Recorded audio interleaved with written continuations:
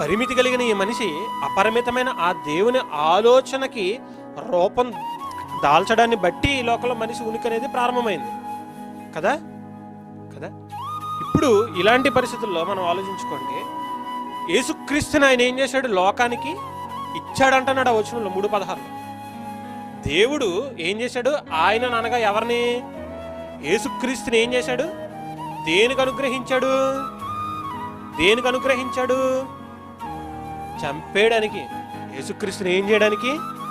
యేసుక్రీస్తు చనిపోవడానికి అనుగ్రహించాడు దేవుడు. మంచి కార్యమా చెడ్డ కార్యమా? రెండు ఉన్నాయి ఇందులో. మనం తప్పించుకోలేని పరిస్థితుల్లో ఉన్నాం కాబట్టి ఇది ఏంటి? మనకి మంచి కార్యం.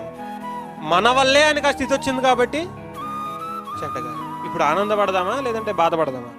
ఇప్పుడు మనం ఇన్ని సంబరాలు చేసుకుంటున్నాంగా, అసలు దేవుడు వీటిలో ఏ దాన్నన్నా లెక్క చేస్తాడా?